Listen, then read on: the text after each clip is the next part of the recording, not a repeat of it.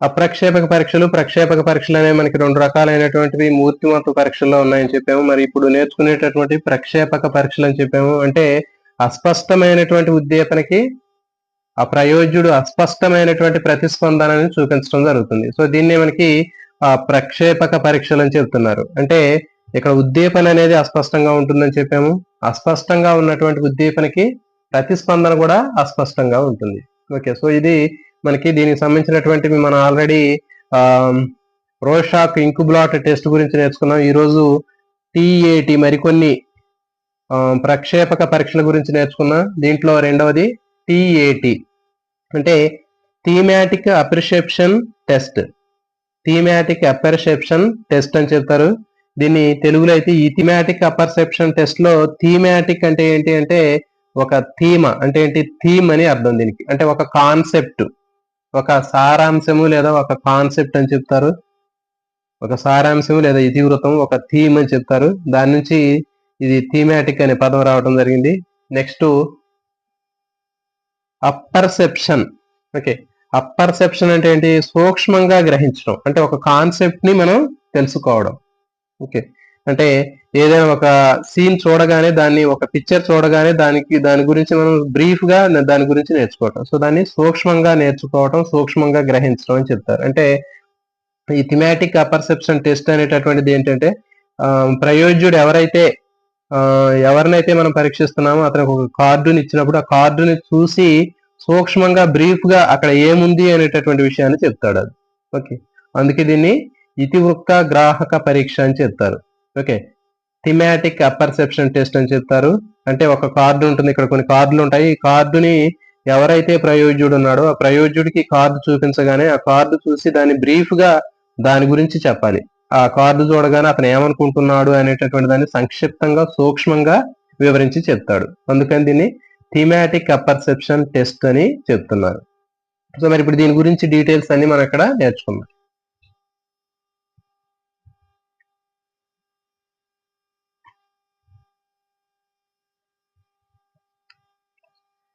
చూడండి, కథా సారాంశాన్ని సంక్షిప్తంగా గ్రహించి చెప్పటం. ఇచ్చినటువంటి ఆ కార్డులో ఉన్నటువంటి ఆ సారాంశాన్ని మనం అర్థం చేసుకొని చూసి ఆ పిక్చర్ ను చూసి సంక్షిప్తంగా అక్కడ ఏముంది అనేటటువంటిది అన్ని ఒక సారాంశం రూపంలో చెప్పటం. ఓకే, మరి థిమాటిక్ అపర్సెప్షన్ టెస్ట్, ఓకే, దీన్ని రూపొందించింది లేదా డిజైన్ చేసింది ఎవరు అంటే ముర్రే మోర్గాన్. ఇవి చాలా చాలా ఇంపార్టెంట్ అండి. బిట్స్ అన్ని కూడా మనకి డిఎస్సిలో కానీ టెట్ లో కానీ ఎక్కువగా అడగడానికి అవకాశం ఉన్నటువంటి బిట్స్ ఇవన్నీ కూడా. థిమాటిక్ అపర్సెప్షన్ టెస్ట్, ఓకే, ఇతివృత్త గ్రాహక పరీక్షను తయారు చేసింది, డిజైన్ చేసింది ఎవరు అంటే ముర్రే మోర్గాన్ అనేటటువంటి ఇద్దరు శాస్త్రవేత్తలు దీన్ని తయారు చేయడం జరిగింది. మరి దీంట్లో ఈ థిమాటిక్ అపర్సెప్షన్ టెస్ట్ లో కార్డుల సంఖ్య మొత్తం 31 ఉంటాయండి. 30 ప్లస్ 1. ఓకే, సో 30 కార్డులు ఉంటాయి. దాంతో పాటు అదనంగా ఇంకొక కార్డు ఉంటుంది. ఓకే, కాబట్టి మనకి 30 ప్లస్ 1 31 అని మనం గుర్తుపెట్టుకోవాలి. మొత్తం కార్డుల సంఖ్య 30 ప్లస్ 1. మరి థిమాటిక్ అపర్సెప్షన్ టెస్ట్ లో స్త్రీ పురుషులతో కూడినటువంటి సన్నివేశాలు ఉన్నటువంటి కార్డుల సంఖ్య 30 ఉంటాయి. అంటే కొన్ని కార్డుల్లో అంటే ఇప్పుడు స్త్రీ పురుషులు ఉంటారు. మొత్తం ఆ 30 కార్డుల్లో కూడా ఖచ్చితంగా స్త్రీలు పురుషులతో కూడినటువంటి సన్నివేశాలు కలిగినటువంటి కార్డులు 30 ఉంటాయి. తర్వాత సన్నివేశం లేనటువంటి కార్డులు ఒకటి ఉంటాయి. అంటే ఏంటి, బ్లాంక్ కార్డు ఉంటుంది. ఏమి దాని మీద ఎలాంటి పిక్చర్ కానీ విజువలైజేషన్ కానీ ఏమి లేకుండా బ్లాంక్ గా ఉన్నటువంటి కార్డు ఒకటి ఉంటుంది. సో కాబట్టి మనకి ఫైనల్ గా థిమాటిక్ అపర్సెప్షన్ టెస్ట్ లో మొత్తం కార్డుల సంఖ్య అంతా అని అడిగినప్పుడు మనకి 30 ప్లస్ 1 అని ఆన్సర్ చేయాలి. అట్లా కాకుండా ఈ TATలో స్త్రీలు పురుషులతో కూడినటువంటి సన్నివేశాలు కలిగినటువంటి కార్డుల సంఖ్య ఎంత అన్నప్పుడు 30 అని గుర్తించాలి. అట్లా కాకుండా సన్నివేశం లేనటువంటి ఏ సన్నివేశం లేనటువంటి కార్డులు ఈ TAT పరీక్షలో ఎన్ని ఉంటాయి అంటే కేవలం 1 మాత్రమే ఉంటుంది. కాబట్టి మీకు కన్ఫ్యూజ్ గురి చేయడం కోసం ఇట్లా క్వశ్చన్లు అనేవి ఇట్లా అడగడానికి అవకాశం ఉంటుంది. 30 ప్లస్ 1 అంటాడు, తర్వాత 30 అంటాడు, కేవలం 1 అంటాడు, 5 అంటాడు. సో కాబట్టి మనకి మీరు ఖచ్చితంగా ఇట్లా గుర్తుపెట్టుకోవాల్సింది అంటే కార్డుల సంఖ్య ఎంత అంటే మనకి ఫైనల్ గా 30 ప్లస్ 1 ఉంటాయని గుర్తుపెట్టుకోవాలి.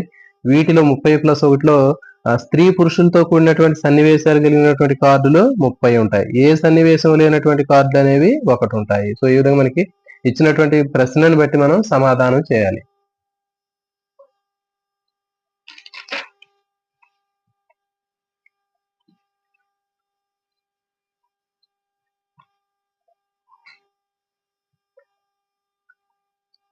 చూడండి మరి ఈ థిమాటిక్ అపర్సెప్షన్ టెస్ట్ లో ఉన్న మొత్తం కార్డులలో స్త్రీల కోసం ఉన్నటువంటి కార్డులు, ఓకే, స్త్రీల కోసం ఉన్నటువంటి కార్డులు 10 కార్డులు కేవలం స్త్రీల లేడీస్ కోసం ఈ కార్డుని యూజ్ చేస్తారు.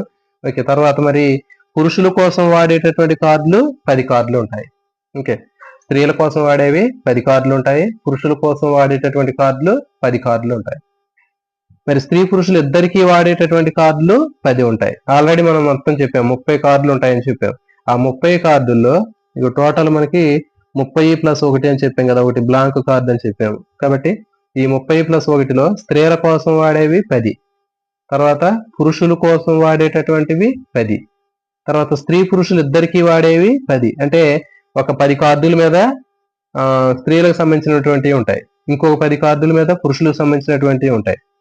నెక్స్ట్ ఇంకొక 10 ఉన్నాయి కదా, ఆ 10 స్త్రీ పురుషులు ఇద్దరికి సంబంధించినటువంటివి ఉంటాయి. సో కాబట్టి ఇప్పుడు చూడండి, TAT పరీక్షలో పురుషునికి వాడేటటువంటి గరిష్ట కార్డుల సంఖ్య ఎంత అంటే 20+1.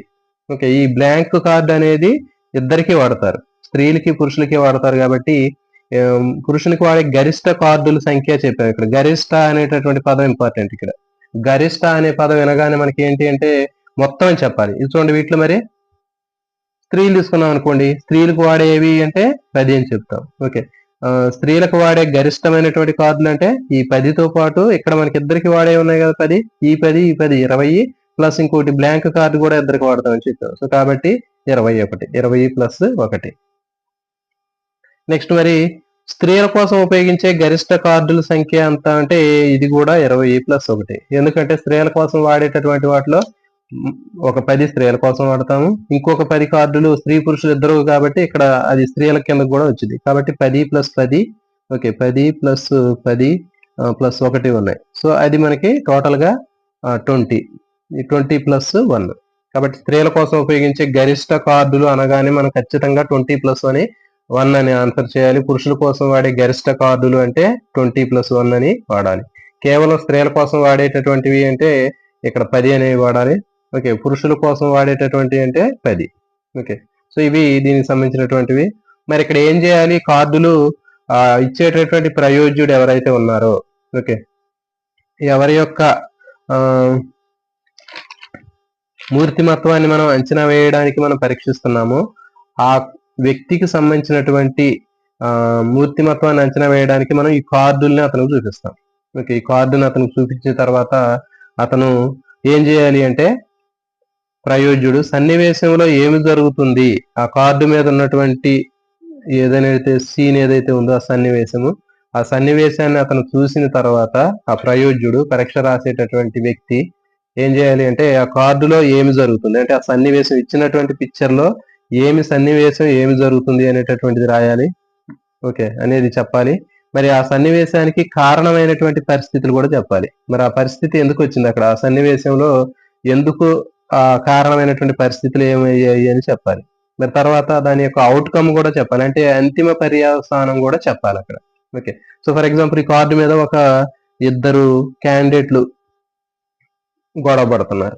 ఓకే, ఇద్దరు క్యాండిడేట్స్ వీళ్ళిద్దరు గొడవ పడుతున్నారు. ఆ సన్నివేశం ఇది ఆ కార్డుని ఆ ప్రయోజ్యుడికి చూపించినప్పుడు అక్కడ ఆ సన్నివేశంలో ఏం జరుగుతుంది అని అతను అడిగినప్పుడు అతను చెప్తాడు, వాళ్ళిద్దరు కలబడుకుంటున్నారు, గొడవ పెట్టుకుంటున్నారు అనే విషయం అతను అర్థమవుతుంది. సన్నివేశంలో ఏం జరుగుతుంది అనే విషయం అతనికి తెలిసింది. తర్వాత మరి దానికి కారణమైనటువంటి పరిస్థితులు కూడా అతను చెప్పాలి. ఎందుకు వాళ్ళు కలబడుకుంటున్నారు, ఎందుకు గొడవ పెట్టుకుంటున్నారు అనేటటువంటిది సంథింగ్ వాళ్ళ దగ్గర ఏదో ఒక సెల్ ఫోన్ సంథింగ్ ఏదో ఒక అక్కడ ఆ పిక్చర్ లో దానికి సంబంధించినటువంటి కారణానికి సంబంధించినటువంటిది ఉంటుంది ఏదో ఒకటి. ఓకే, దాన్ని బట్టి అతను వాళ్ళిద్దరూ ఆ గొడవ పెట్టుకోవడానికి కారణమైనటువంటి పరిస్థితుల్ని అతను చెప్తాడు. మరి దాని యొక్క అవుట్కమ్ ఏంటో కూడా చెప్తాడు అతను, అంటే అంతిమ పర్యవసానం ఏంటి అనేది కూడా చెప్పాలి. అంటే వాళ్ళిద్దరూ మరి ఆ గొడవ పెట్టుకున్న తర్వాత ఏం జరుగుతుంది, అందులో అవుట్కమ్ ఏంటి అనేటటువంటి విషయాన్ని కూడా అతను చెప్పటం జరుగుతుంది. ఇది దీన్ని మొత్తం అతను వివరిస్తాడు, ఈ సిచ్యువేషన్ మొత్తాన్ని కూడా అతను వివరించడం జరుగుతుంది.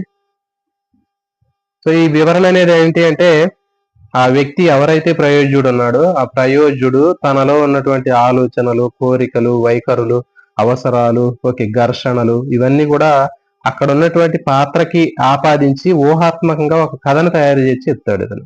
ఇక్కడ మనం చెప్పాం కదా, ఈ కార్డులో ఉన్నటువంటి ఆ సిచ్యువేషన్ లో ఆ ఇద్దరు గొడవ పడుతున్నారు. మరి ఆ గొడవ పడినప్పుడు అలాంటి సిచ్యువేషన్ అతని యొక్క తన ఆలోచనలో కూడా అలాంటివి ఉంటాయి. దానికి సంబంధించి తన కోరికలు కానివ్వండి, తన ఆలోచనలు కానీ, తన వైఖరులు కానివ్వండి, తన అవసరాలు కానీ, తనకు సంబంధించినటువంటి కొన్ని విషయాలు అతనికి దాన్ని చూడగానే అతనికి ఒక ఊహాత్మకంగా ఒక ఐడియా అనేది రావటం జరుగుతుంది. సో దాన్ని ఏం చేస్తాడంటే అక్కడ ఉన్నటువంటి ఆ క్యారెక్టర్లకి ఆపాదించి తనలో ఉన్నటువంటి ఆలోచనల్ని, కోరికల్ని, వైఖరుల్ని ఆ ఇచ్చినటువంటి ఆ క్యారెక్టర్లకి అప్లై చేసి ఒక ఊహాత్మకంగా అతను ఒక స్టోరీ చెప్పడం జరుగుతుంది. ఓకే, సో దీన్నే థిమాటిక్ అపర్సెప్షన్ టెస్ట్ అని చెప్పడం జరుగుతుంది. సో ఈ విధంగా ఒక సన్నివేశాలు ఉన్నటువంటి కొన్ని కార్డులు అతనికి వాళ్ళకి ఇచ్చినప్పుడు, ప్రయోజ్యుడికి ఇచ్చినప్పుడు ఆ ప్రయోజ్యుడు ఏం చేస్తారంటే ఇచ్చినటువంటి కార్డుల్ని పరిశీలించి ఆ సన్నివేశంలో ఏమి జరుగుతుంది, మరి ఆ సన్నివేశం జరగడానికి కారణమైనటువంటి పరిస్థితులు ఏంటి, ఓకే, తర్వాత మరి దాని యొక్క అవుట్కమ్ ఏంటి, దాని పర్యవసానం ఎట్లా ఉంటుంది, వాళ్ళిద్దరు ఇంకా గొడవ పెట్టుకుంటారా, లేకపోతే ఒకళ్ళు ఇంకొకళ్ళు సారీ చెప్తాడా, ఏం జరుగుతుంది అనేటటువంటి దాన్ని అతను వివరించాలి వాళ్ళు ప్రయోజ్యుడు. మరి అవి వివరించేటప్పుడు ఏం చేస్తారంటే తనలో ఉన్నటువంటి ఆలోచనలు కానివ్వండి, ఇంకా కోరికలు కానివ్వండి, వైఖరులు కానివ్వండి, అవసరాలు, ఘర్షణలు, ఇవన్నీ అక్కడ ఉన్నటువంటి పాత్రకి ఆపాదించి ఊహాత్మకంగా ఒక స్టోరీని క్రియేట్ చేసి చెప్తాడు. ఓకే, సో ఇది ఈ థిమాటిక్ అపర్సెప్షన్ టెస్ట్ కి సంబంధించినటువంటి ఇన్ఫర్మేషన్. నెక్స్ట్ మరి ఈ కథని మరి అట్లా చెప్పడం వల్ల ఏంటి ఉపయోగం అంటే చూడండి.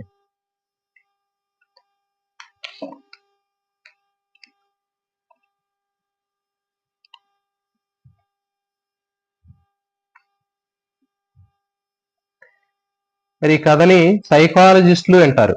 ఓకే, ఆ కార్డులో ఉన్నటువంటి ఏదైతే ఇన్ఫర్మేషన్ ఉందో ఆ ఇన్ఫర్మేషన్ అతను ఒక స్టోరీ లాగా క్రియేట్ చేసి ఆ చెప్పినటువంటి స్టోరీని సైకాలజిస్టులు వింటారు. విని దాన్ని విశ్లేషణ చేసి అతని యొక్క మూర్తిమత్వాన్ని అంచనా వేస్తారు.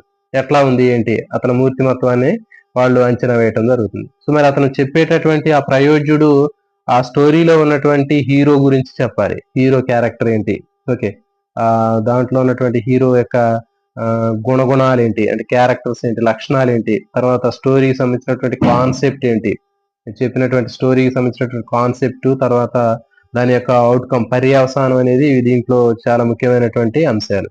కాబట్టి ఖచ్చితంగా స్టోరీ ఎవరైతే ఆ ప్రయోజ్యుడికి కార్డు చూపిస్తాడో కార్డు చూపించినటువంటి ప్రయోజ్యుడు ఖచ్చితంగా దాన్ని చూసి ఆ హీరో క్యారెక్టర్ గురించి చెప్పాలి, దాని స్టోరీ కాన్సెప్ట్ చెప్పాలి, దాని యొక్క అవుట్కమ్, పర్యవసానం ఎట్లా ఉంటుంది అనేది కూడా ఇవన్నీ చెప్పాలి. సో ఇది దీనికి సంబంధించినటువంటి thematic apperception test. Next CAT, children apperception test అంటారు దీన్ని. ఓకే, చిల్డ్రన్ అపర్సెప్షన్ టెస్ట్, పిల్లల గ్రాహ్యక పరీక్ష అంటారు దీన్ని. పిల్లలకు సంబంధించినటువంటి గ్రాహ్యక పరీక్ష. మరి ఈ గ్రాహ్యక పరీక్ష గురించి డీటెయిల్స్ చూద్దాం. ఇది కూడా ఒక ప్రక్షేపక పరీక్ష. అంటే ఇక్కడ ఒక అస్పష్టమైనటువంటి ఉద్దీపన ఉంటుంది. అస్పష్టమైనటువంటి ఉద్దీపనకి అస్పష్టమైనటువంటి ప్రతిస్పందన లేదా సమాధానము లేదా జవాబు అనేది ఇక్కడ ఉండటం జరుగుతుంది. సో కాబట్టి చిల్డ్రన్ అపర్సెప్షన్ టెస్ట్ అనేటటువంటిది కూడా ఒక రకమైనటువంటి ప్రక్షేపక పరీక్ష. CAT అనేటటువంటిది ఏ రకమైనటువంటి పరీక్ష అని అడిగి కింద ఆప్షన్స్ ప్రక్షేపక పరీక్ష, అప్రక్షేపక పరీక్ష, పై రెండు ఏది కాదు. సో ఇట్లా ఆన్సర్లు అనేవి ఉంటాయి. కాబట్టి మనకి ఇది ప్రక్షేపక పరీక్ష అని ఆన్సర్ చేయాలి. మరి దీన్ని ఎవరు తయారు చేశారు ఏంటి ఈ డీటెయిల్స్ చూద్దాం. దీన్ని తయారు చేసినటువంటిది, డిజైన్ చేసింది S. Bellak, L. బెల్లాక్. వీళ్ళు అమెరికా దేశానికి చెందినటువంటి శాస్త్రవేత్తలు. S. Bellak, L. బెల్లాక్ అనేటటువంటి ఇద్దరు శాస్త్రవేత్తలు, అమెరికా శాస్త్రవేత్తలు ఈ చిల్డ్రన్ అపర్సెప్షన్ టెస్ట్ అనేటటువంటి పరీక్షను తయారు చేశారు. మరి ఇది ఏ వయసులో ఉన్నటువంటి పిల్లల కోసం ఉపయోగపడుతుంది అంటే 3 సంవత్సరాల నుంచి 10 సంవత్సరాల వయసు ఉన్నటువంటి పిల్లల కోసం దీన్ని ఎక్కువగా ఉపయోగిస్తారు. చిల్డ్రన్ అపర్సెప్షన్ టెస్ట్ అనేది 3 సంవత్సరాల వయసు ఉన్నటువంటి పిల్లల నుంచి 10 సంవత్సరాల వయసు ఉన్నటువంటి పిల్లల వరకు దీన్ని ఎక్కువగా ఉపయోగించడం జరుగుతుంది. మరి చిల్డ్రన్ అపర్సెప్షన్ టెస్ట్ లో ఎన్ని కార్డులు ఉంటాయంటే దీంట్లో 10 కార్డులు ఉంటాయండి. 10 కార్డులు అనేవి ఉంటాయి. మరి ఈ 10 కార్డుల్లో ఎన్ని ఉపయోగిస్తారు, ఎన్ని ఉపయోగించరు అంటే ఉన్నటువంటి 10 కార్డులను కూడా ఉపయోగిస్తారు. ఓకే, ఈ 10 కార్డులను కూడా గరిష్టంగా ఉపయోగించే కార్డులు 10, మొత్తం కార్డులు కూడా 10.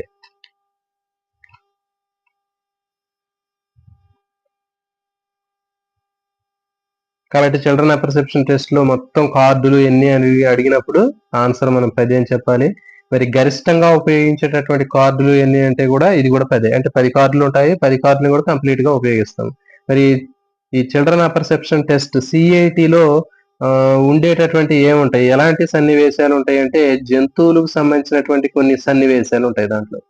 జంతువులకు సంబంధించినటువంటి కొన్ని సన్నివేశాలు ఉంటాయి.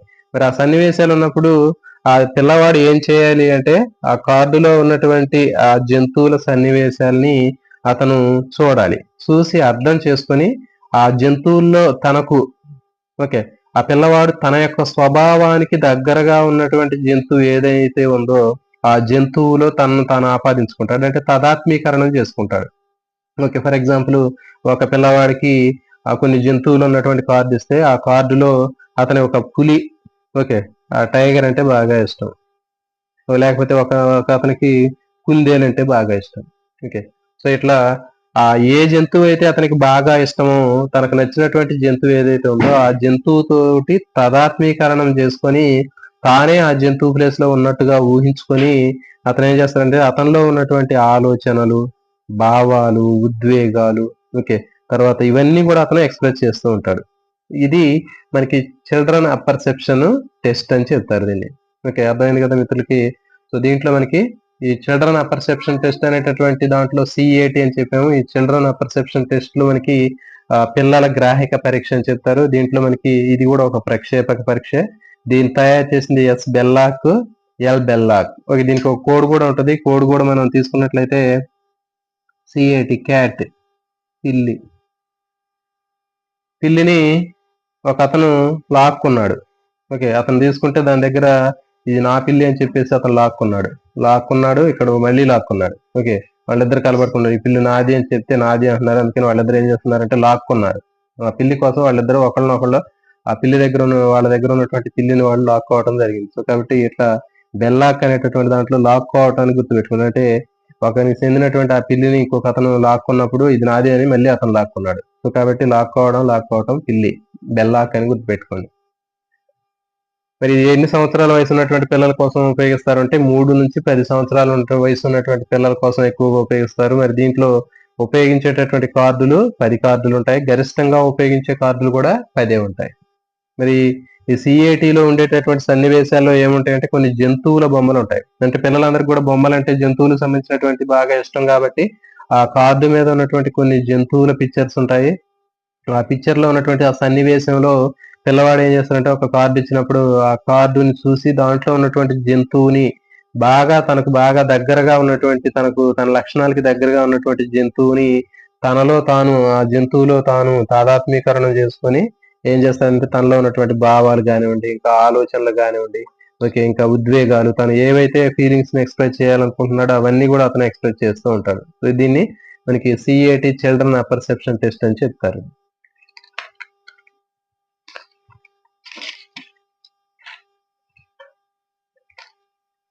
Next WAT word association test అని చెప్తారు దీన్ని.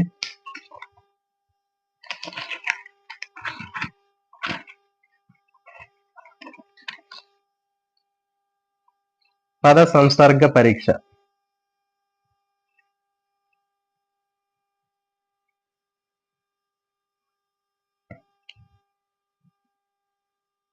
చూడండి, మరి పద సంసర్గ పరీక్ష తీసుకున్నట్లయితే వర్డ్ అసోసియేషన్ టెస్ట్ అని చెప్తారు, పద సంసర్గ పరీక్ష అని చెప్తారు. ఓకే, మీ పద సంసర్గ పరీక్షను తీసుకున్నట్లయితే దీన్ని మొట్టమొదటిసారిగా రూపొందించినటువంటిది గ్యాల్టన్. ఓకే, గాల్టన్ అనేటటువంటి శాస్త్రవేత్త దీన్ని మొట్టమొదటిసారిగా రూపొందించాడు.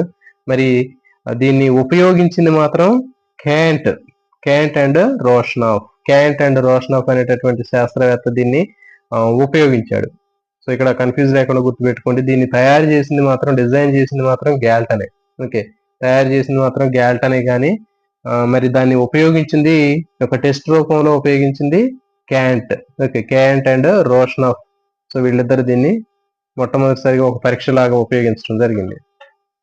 మరి దీంట్లో ఏముంటాయి అంటే చూడండి, మరి పద సంసర్గ పరీక్షను తీసుకున్నట్లయితే పద సంసర్గ పరీక్షలో మనకి విద్యార్థికి కానీ, ఓకే, అంటే దీంట్లో ఏం చేస్తారంటే ఉన్నటువంటి కొన్ని పదాలకు సంబంధించినటువంటి పరీక్ష ఇది. పద సంసర్గ పరీక్ష అంటే చూడండి, ఒక పదాన్ని ఆ పరీక్ష రాసేటటువంటి ప్రయోజ్యుడు ఎవరైతే ఉన్నారో అతనికి చెప్తారు.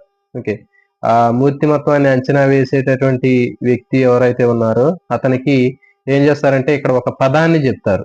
ఆ పదాన్ని చెప్పినప్పుడు ఆ పదానికి సంబంధించినటువంటి ఒక పదం రిలేటెడ్ గా ఉన్నటువంటి పదం అనే ఆ పదాన్ని వెంటనే చెప్పారు అతను. ఓకే. మరి అంత గ్యాప్ లేకుండా వెంటనే ఒక పదం చెప్పగానే దానికి సంబంధించినటువంటి రిలేటెడ్ గా ఉన్నటువంటి ఒక పదాన్ని చెప్పాలి. అది చెప్పే పదం అనేది ఎట్లా ఉండాలి అంటే ఎట్లయినా ఉండొచ్చు. అంటే దాని పాజిటివ్ గానే ఉండొచ్చు, నెగిటివ్ గానైనా ఉండొచ్చు. అంటే ఒక పదాన్ని చెప్పగానే అతనికి ఏ విధమైనటువంటి ఫీలింగ్ కలుగుతుంది అంటే పాజిటివ్ గా ఉన్నాడా ఏదైనా ఒక పదాన్ని చెప్పినప్పుడు, నెగిటివ్ గా ఉన్నాడా అనేటటువంటిది మనకి అర్థమవుతుంది. సో ఫర్ ఎగ్జాంపుల్ బడి అని చెప్పారు. ఇప్పుడు మనం జనరల్ గా ఒక పిల్లవాడిని పిలిచాను. పిలిచి బడి అని చెప్పగానే వెంటనే సెలవు అంటాడు వాడు. అంటే ఏంటి బడి అనగానే వాడికి ఏం గుర్తొచ్చింది? సెలవు వస్తే బాగుండు అనుకుంటాడు. ఓకే. మరి ఇంకొక విద్యార్థిని పిలిచి బడి అనగానే నీకేం గుర్తొచ్చిందిరా అంటే నాకు టీచర్ గుర్తొచ్చింది సార్, లేకపోతే స్కూల్ వాతావరణం గుర్తొచ్చింది సార్ అని చెప్తాడు. అర్థమవుతుంది. సో కాబట్టి ఇక్కడ ఇంక తర్వాత ఇంకో స్టూడెంట్ సెల్ ఫోన్ అనగానే టక్కన ఒక పదం చెప్పరా అని చెప్పగానే సెల్ ఫోన్ అనగానే ఇంకో పదం చెప్పరా దానికి దగ్గరగా ఉన్నది అంటే వాడు ఏం చేస్తాడంటే గేమ్స్ అని చెప్పిండు అప్పుడు. ఇంకొకడు ఏం చెప్పాడంటే ఆన్లైన్ క్లాసులు సార్ అని చెప్పిండు. అంటే చూడండి, అంటే ఒకడి యొక్క మూర్తిమత్వం పర్సనాలిటీలో అతనికి సంబంధించినటువంటి ఆలోచనలన్నీ కూడా ఎట్లా ఉన్నాయి? అనుకూలంగా ఉన్నాయా? ప్రతికూలంగా ఉన్నాయా? అనేది మనం అంచనా వేయొచ్చు. కేవలం జస్ట్ ఒక పదాన్ని చెప్పగానే అతనికి దాని మీద ఏ విధమైనటువంటి అభిప్రాయం ఉంది? అనుకూలమైనటువంటి అభిప్రాయం ఉందా? లేకపోతే ప్రతికూలమైనటువంటి అభిప్రాయం ఉందా? అనేటటువంటి విషయాన్ని మనం ఈజీగా అర్థం చేసుకొని అతన్ని పరీక్షించవచ్చు. సో దీన్ని పద సంసర్గ పరీక్ష అంటారు. ఓకే. సో మరి ఈ పద సంసర్గ పరీక్షను మొట్టమొదటిసారిగా రూపొందించింది గ్యాల్టన్ అనే శాస్త్రవేత్త దీన్ని రూపొందించాడు. మరి గ్యాల్టన్ రూపొందించాడు కానీ దీన్ని మొట్టమొదటిసారిగా ఉపయోగించింది మాత్రం క్యాంట్. ఓకే. క్యాంట్ అండ్ రోషనాఫ్ దీన్ని ఉపయోగించారు. మరి ఈ వర్డ్ అసోసియేషన్ టెస్ట్ లేదా పద సంసర్గ పరీక్షలో ఆ పరీక్ష విధానం ఏంటి? ఎలా చేస్తారు అంటే పేరులోనే ఉంది. చూడండి, పదము సంసర్గం అంటే ఒక పదం చెప్పగానే దానికి అనుకూలమైనటువంటి కానీ లేకపోతే ప్రతికూలమైనటువంటి ఏదైనా ఒక పదం ఇంకోటి చెప్పాలి అతను రిలేటెడ్ గా. ఓకే. చెప్పినప్పుడు దాన్ని బట్టి అతని యొక్క మూర్తిమత్వాన్ని అంచనా వేయటం జరుగుతుంది. బడి అనగానే అతను ఏం చెప్తాడు అనే దాన్ని బట్టి మనం అతని యొక్క మూర్తిమత్వాన్ని అంచనా వేయచ్చు. బడి అనగానే సెలవు అని చెప్పిండా, లేకపోతే బడి అనగానే ఉపాధ్యాయుడు అని చెప్పిండా, లేకపోతే ఇంకా బడి అనగానే నేను రోజు బడికి రావాలి అని చెప్తున్నాడా, దాన్ని బట్టి ఉంటుంది. లేకపోతే బడి అనగానే ఉపాధ్యాయుడు అనే పదం చెప్పిండా అనేది అర్థమవుతుంది. అంటే ఇక్కడ ఇది అనుకూలమైనటువంటి ఆలోచన, ఇది ప్రతికూలమైనటువంటి ఆలోచన. అంటే ఎప్పుడు సెలవు వస్తుందా, ఇంటి దగ్గర ఉందామా అనేటటువంటి నెగిటివ్ థాట్స్ అనేవి కాకుండా పాజిటివ్ థాట్స్ ఉన్నాయా లేదా అని మనకు గెస్ చేయొచ్చు. కాబట్టి ఇక్కడ ఆ విద్యార్థుల్లో ఉన్నటువంటి అనుకూలమైనటువంటి ప్రతికూలమైనటువంటి ఆలోచనల్ని మనం అంచనా వేయడానికి ఈ WAT వర్డ్ అసోసియేషన్ టెస్ట్ అనేటటువంటి దాన్ని ఉపయోగిస్తాం. నెక్స్ట్ వాక్య పూరణ పరీక్షలు. వాక్య పూరణ పరీక్షలు తీసుకున్నట్లయితే మరి ఈ వాక్య పూరణ పరీక్షల్లో కూడా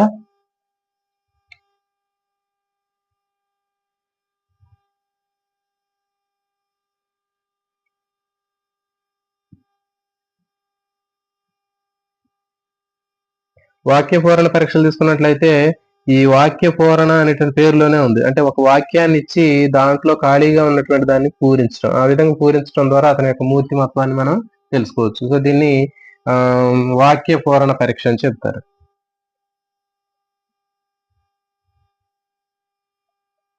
మరి ఇది ఎట్లా ఉంటుందో చూద్దాం. దీన్ని మొట్టమొదటిసారిగా ఉపయోగించింది ఎబ్బింగ్ హాస్ అనేటటువంటి శాస్త్రవేత్త దీన్ని ఈ వాక్య పూరణ పరీక్షని ఉపయోగించాడు. దేంట్లో ఉపయోగించాడంటే బౌద్ధిక సామర్థ్య పరీక్షగా ఉపయోగించాడండి దీన్ని. అంటే మెమరీ బేస్డ్ టెస్ట్ లాగా ఉపయోగించాడు దీన్ని. అంటే ఒక వ్యక్తికి మెమరీ అనేది ఎంత ఉంది ఏంటి తెలుసుకోవడానికి ఒక వాక్య పూరణ పరీక్షని ఉపయోగించింది ఎబ్బింగ్ హాస్. బౌద్ధిక సామర్థ్యం అంటే ఏంటి, మెంటల్ ఎబిలిటీని తెలుసుకోవడం కోసం ఉపయోగించాడు. ఓకే. ఇది ఎబ్బింగ్ హాస్ చేశాడు దీన్ని. కానీ మరి మొట్టమొదటిసారిగా ఇది ఒక మూర్తిమత్వ పరీక్ష. ఓకే. పర్సనాలిటీకి సంబంధించినటువంటి టెస్ట్ గా దీన్ని ఉపయోగించింది మాత్రం Payne and Tendler. Okay. Payne and Tendler అనేటటువంటి శాస్త్రవేత్తలు వీళ్ళిద్దరు కూడా మరి ఈ మూర్తిమత్వ పరీక్షగా దీన్ని వాక్య పూరణ పరీక్షను ఉపయోగించారు. మరి ఇక్కడ ఏం జరుగుతుంది అంటే అసంపూర్తిగా ఉన్నటువంటి వాక్యాలను పూరించడం. దీంట్లో అసంపూర్తిగా ఉన్నటువంటి వాక్యాలను కొన్ని ముఖ్యమైనటువంటి పదాలను ఉపయోగించి ఆ పదాన్ని ఆ వాక్యంలో పెట్టి పూర్తి చేయాలి. ఇది దీనికి సంబంధించినటువంటిది. ఫర్ ఎగ్జాంపుల్, నేను ఎక్కువ సమయం డాష్ గడపడానికి ఇష్టపడతాను అని ఒక వాక్యం ఉంది. మరి ఆ వాక్యంలో అతను ఏం చేయాలి అంటే ఏ ఖాళీని పూర్తించాలి. ఆ ఖాళీగా ఉన్నటువంటి వాక్యాన్ని పూరణ చేయాలి, ఫిల్ చేయాలి. ఏం చెప్తాడు? ఫర్ ఎగ్జాంపుల్ ఒక స్టూడెంట్ నేను ఎక్కువ సమయం డాష్ తో లేకపోతే డాష్ లో గడపడానికి ఇష్టపడతాను అన్నప్పుడు ఒక విద్యార్థి పాఠశాలలో గడపడానికి ఇష్టపడతాను అని చెప్పాడు. ఓకే, మరి ఇంకొక విద్యార్థి నేను ఎక్కువ సమయం సెల్ ఫోన్ తో గడపడానికి ఇష్టపడతాను అని చెప్తున్నాడు. సో కాబట్టి ఒక విద్యార్థి యొక్క స్వభావాన్ని తెలుసుకోవడం కోసం, మూర్తిమత్వాన్ని తెలుసుకోవడం కోసం మనకి ఇట్లా ఈ పరీక్షల్ని మనం నిర్వహించడం జరుగుతుంది. కాబట్టి ఒక వాక్యాన్ని ఇచ్చి ఆ వాక్యాన్ని పూర్తి చేయమని చెప్పినప్పుడు కొన్ని పదాలను ఉపయోగించి పూర్తి చేయడం జరుగుతుంది. దీన్ని వాక్య పూరణ పరీక్షలు అంటారు. దీంట్లో ఇంపార్టెంట్ ఏంటి అంటే దీన్ని ఒక బౌద్ధిక సామర్థ్య పరీక్షగా ఉపయోగించింది మాత్రం ఎబ్బింగ్ హాస్, కానీ దీన్ని ఒక మూర్తిమత్వ పరీక్షగా ఉపయోగించింది మాత్రం పెనీ అండ్ టెండల్. ఓకే, ఇది దీనికి సంబంధించినటువంటి ఇన్ఫర్మేషన్.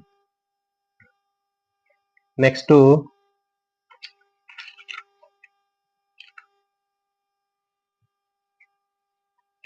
సన్నివేశ పరీక్షలు. ఓకే, మరి సన్నివేశ పరీక్షలు తీసుకున్నట్లయితే ఈ సన్నివేశ పరీక్షల్లో పేరులోనే ఉంటుంది, సన్నివేశంలో పాల్గొనటం అంటే ఒక సిచ్యువేషన్ లో, ఒక స్థితిలో పాల్గొనటం. ఒక సన్నివేశాన్ని క్రియేట్ చేసి ఆ సన్నివేశంలో పాల్గొనడం ద్వారా అతని యొక్క మూర్తిమత్వాన్ని అంచనా వేస్తారు. సో కాబట్టి ఇదేంటి అంటే ఇది కూడా ఒక ప్రక్షేపక పరీక్ష. అంటే ఇచ్చేటటువంటి ఉద్దీపన అస్పష్టంగా ఉంటది. అస్పష్టమైనటువంటి ఉద్దీపనకి అస్పష్టమైనటువంటి ప్రతిస్పందన అక్కడ అప్రయోజ్యుడు చూపిస్తాడు. దీంట్లో చూడండి, మరి సన్నివేశంలో పాల్గొనడం ద్వారా ఆ వ్యక్తి యొక్క మూర్తిమత్వాన్ని అంచనా వేస్తారు. కాబట్టి ఇక్కడ అంచనా వేసేటటువంటి లక్షణాలు ఏంటి అంటే, మూర్తిమత్వ లక్షణాలు అంచనా వేస్తారని చెప్పాం కదా, అవి ఏంటి అంటే ధైర్యము, నిజాయితీ, స్వేచ్ఛ, సహకారము, పట్టుదల. సో ఇలాంటివన్నిటిని కూడా అంచనా వేయటం జరుగుతుంది ఈ సన్నివేశ పరీక్ష ద్వారా. అంటే ఒక సన్నివేశం, ఒక సిచ్యువేషన్ లో పార్టిసిపేట్ చేస్తారు, ఎక్కువ మంది ఉంటారు. చూడండి, గుర్తుపెట్టుకోండి, ఒక సన్నివేశ పరీక్షలో ఎక్కువ మంది ఉంటారు. ఇక్కడ కొంతమంది ఉంటారు. కొంతమంది ఉన్నటువంటి ఒక సీన్ లో గాని, ఒక సన్నివేశంలో గాని పాల్గొనటం ద్వారా ఒక వ్యక్తి యొక్క మూర్తిమత్వానికి సంబంధించినటువంటి లక్షణాలు ఏవైతే ఉంటాయో, ధైర్యము, నిజాయితీ, స్వేచ్ఛ, సహకారం, పట్టుదల, ఇలాంటి లక్షణాలన్నింటినీ కూడా అంచనా వేయటం జరుగుతుంది. సో ఫర్ ఎగ్జాంపుల్ నిజాయితీ తీసుకున్నాం. నిజాయితీ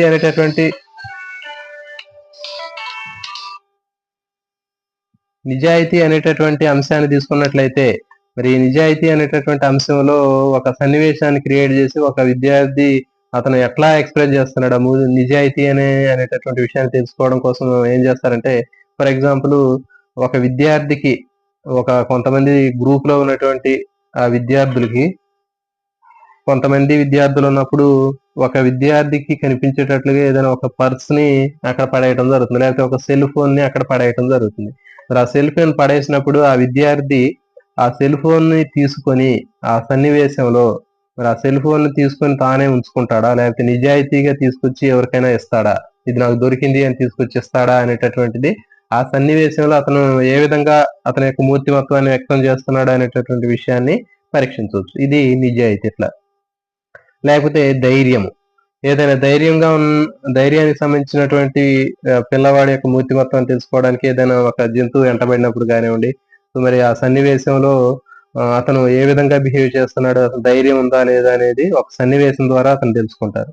నెక్స్ట్ స్వేచ్ఛ, కొంతమంది పిల్లలతోటి అతను ఎట్లా స్వేచ్ఛగా ఉంటున్నాడా లేదా అనేటటువంటి విషయాన్ని ఒక సన్నివేశాన్ని క్రియేట్ చేసి ఆ సన్నివేశంలో అతను చేసేటటువంటి లక్షణాల ఆధారంగా మూర్తిమత్వాన్ని అంచనా వేస్తారు. తర్వాత సహకారం, ఫర్ ఎగ్జాంపుల్ దీంట్లో ఒక సన్నివేశంలో ఒక విద్యార్థికి ఏదో దెబ్బ తగిలినట్లుగా, ఓకే, మరి దెబ్బ తగిలినట్టుగా కింద పడిపోయినప్పుడు మరి ఇంకొక విద్యార్థి అతనికి సహాయ సహకారం అందిస్తాడా లేదా, లేకపోతే చూసి చూడనట్లుగా వదిలేసి వెళ్ళిపోతాడా. సో ఈ విధంగా ఒక సన్నివేశాన్ని క్రియేట్ చేసి ఆ సన్నివేశంలో అతను ఏ విధంగా ప్రవర్తిస్తున్నాడు, అతని యొక్క మూర్తిమత్వ లక్షణాలు ఏంటి అనేటటువంటివి ధైర్యం, నిజాయితీ, స్వేచ్ఛ, సహకారము, పట్టుదల, ఇలాంటి లక్షణాలన్నింటినీ కూడా అంచనా వేయటం జరుగుతుంది. సో దీన్ని ఏమంటారంటే సన్నివేశ పరీక్షలు అని చెప్తారు.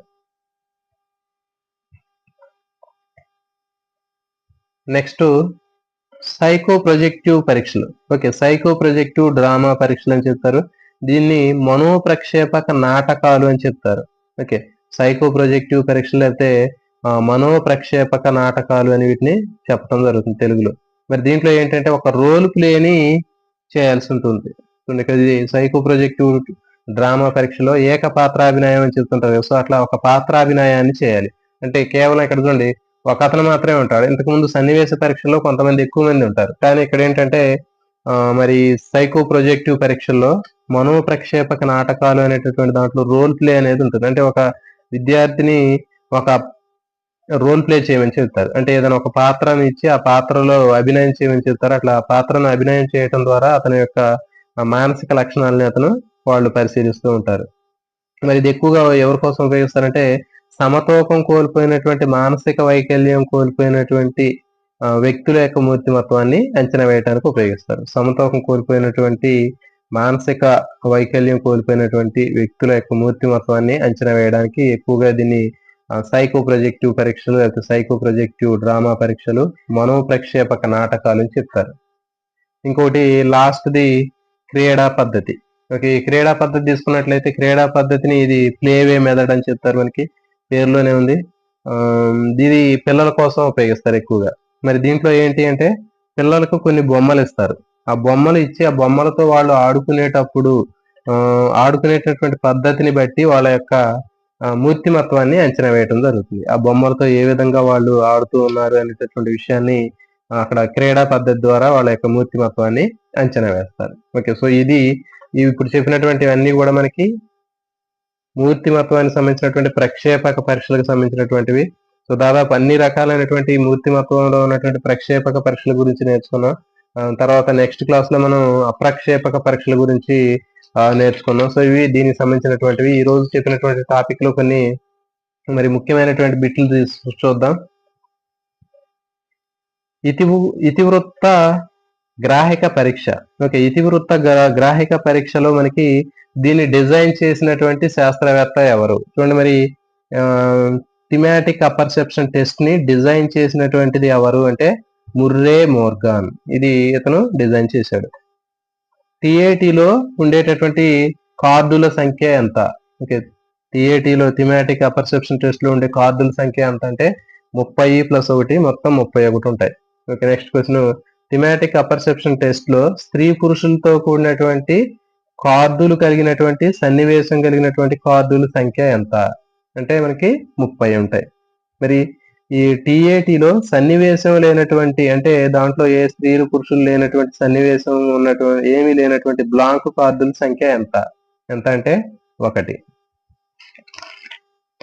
సో వీటిలో ఇప్పుడు ఎక్కువగా క్వశ్చన్లు అడగడానికి అవకాశం ఉన్నటువంటి ఈ టాపిక్ లో ఉన్నటువంటి క్వశ్చన్లు కూడా మనం ఇక్కడ డిస్కస్ చేద్దాం. నెక్స్ట్ టిఏటిలో ఉన్న మొత్తం కార్డుల్లో స్త్రీల కోసం వాడే కార్డులు ఎన్ని అంటే 10 అని సమాధానం చెప్పాలి. పురుషుల కోసం వాడే కార్డులు ఎన్ని అంటే 10 కార్డులు అని చెప్పాలి. స్త్రీ పురుషులకి ఇద్దరికి వాడేవి ఎన్ని అంటే 10 కార్డులు. మరి చూడండి, టిఏటిలో పురుషుడికి వాడే గరిష్ట కార్డుల సంఖ్య ఎంత అంటే 20 + 1. గరిష్ట అనేటటువంటి పదాన్ని గుర్తుపెట్టుకోండి. ఈ గరిష్ట అనేటటువంటి పదం వచ్చిందంటే మనకు ఖచ్చితంగా 20 + 1 అనే ఆన్సర్ చేయాలి. స్త్రీల కోసం ఉపయోగించే గరిష్ట కార్డులు ఎంత అంటే వీళ్ళకి కూడా 20 + 1 21.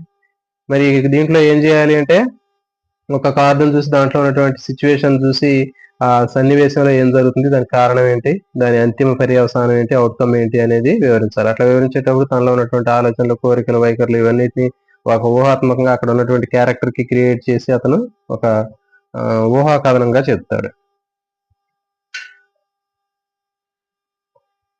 దీంట్లో మరి ముఖ్యమైనటువంటి అంశాలు ఏంటి అంటే థిమాటిక్ అపర్సెప్షన్ లో ముఖ్యమైనటువంటి అంశాలు వేటిని ఎక్కువగా పరిగణలో తీసుకోవాలి అంటే ఆ క్యారెక్టర్, హీరో క్యారెక్టర్ కానీ, తర్వాత ఆ స్టోరీకి సంబంధించినటువంటి కాన్సెప్ట్, అవుట్కమ్, పర్యవసానం అనేది ముఖ్యమైనటువంటి.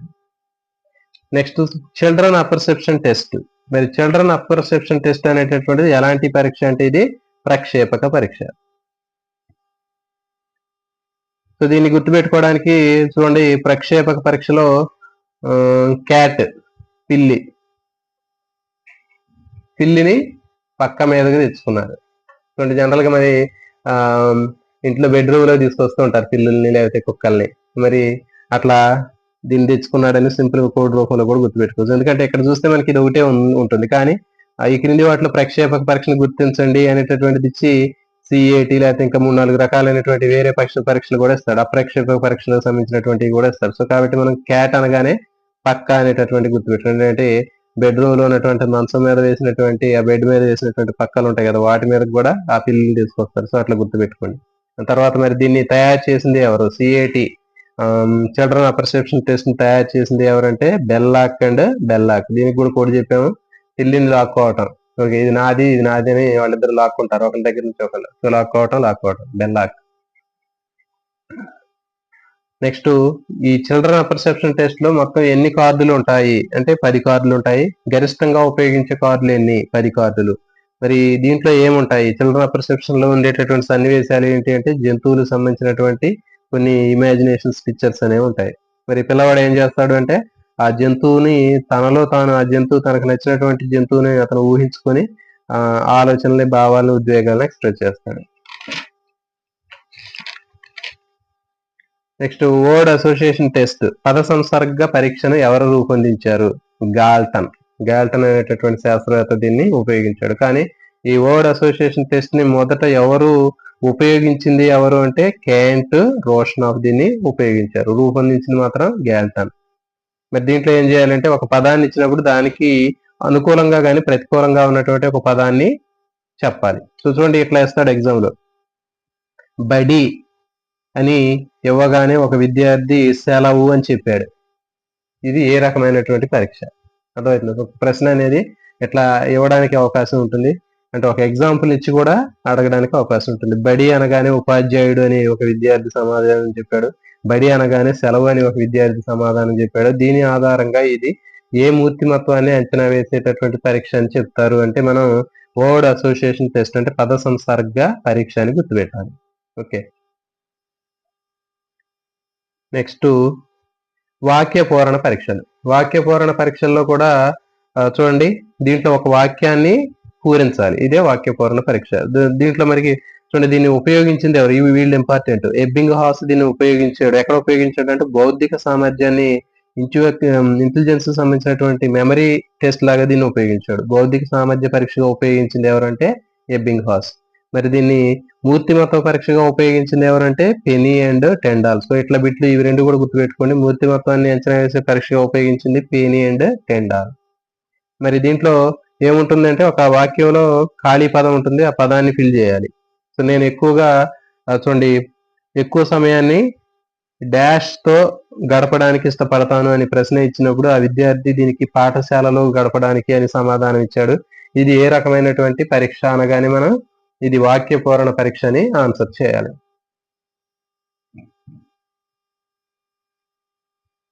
నెక్స్ట్ ఒక సన్నివేశంలో పాల్గొనటం ద్వారా మూర్తిమత్వ లక్షణాలు అంచనా వేసేటటువంటి పరీక్ష ఏది అంటే అది సన్నివేశ పరీక్ష లేదా స్థితి పరీక్ష.